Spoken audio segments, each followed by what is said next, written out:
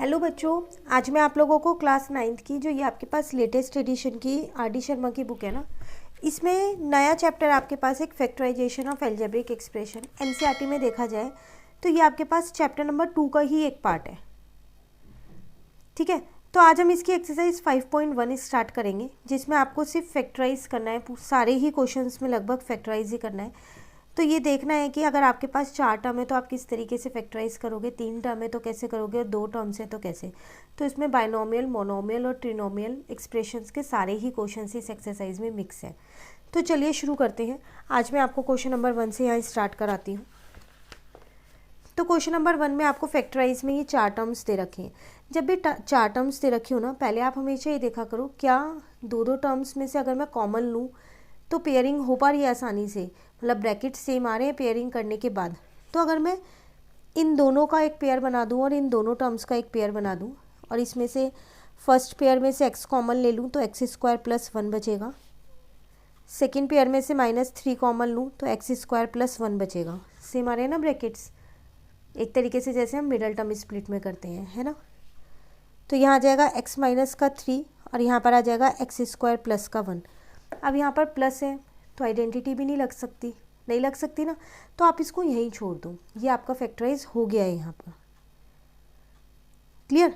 अब इसमें देखो, यहाँ पर पहले से ब्रैकेट में है तो टर्म्स देखा जाए तो 2 ही टर्म है, पर मुझे दिख रहा है इस पूरी टर्म में से और इस पूरी टर्म में से मेरे पास एक तो a और ब्रैकेट में a + b कॉमन आ रहा है, तो मैंने उसको क्या किया यहाँ पर अलग से लिख दिया है। अब इस वाले टर्म में से देखूं तो सिर्फ मेरे पास a + b का होल स्क्वायर बचा, क्योंकि एक a + b बाहर आ गया है। इस वाले टर्म में से देखूं ये तो बाहर चला गया a + b, a भी बाहर गया, तो सिर्फ 3ab बचा। अब यहाँ पर मैं आइडेंटिटी लगा सकती हूँ, इसको मैंने ऐसे ही रहने दिया। a + b के होल स्क्वायर की आइडेंटिटी लगाई, a² + b² + 2ab, और ये माइनस का 3ab ऐसी है। ठीक है, अभी भी ये सॉल्व हो जाएगा। जब तक सॉल्व होगा ना, आपको सॉल्व करना है। तो यहाँ आ जाएगा a² + b² माइनस का ab। अब ये फैक्टराइज हुआ है क्योंकि अभी आगे सॉल्व नहीं होगा।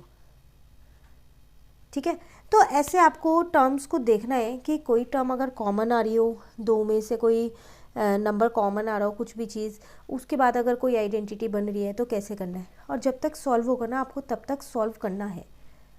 जब लगे कि अब इसमें कोई आइडेंटिटी नहीं लग रही तो इसका मतलब अब वो फैक्टराइज हो गया है।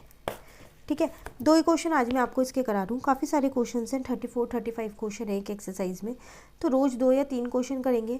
तो इससे आप भी डेली बेसिस पे साथ साथ करते रहिए, तो आपकी एक्सरसाइज भी ऐसे ही कंप्लीट हो जाएगी और आपको फैक्टराइज करना भी आ जाएगा। इन 2 क्वेश्चन में कहीं दिक्कत लगे कमेंट करके ज़रूर पूछ लीजिएगा।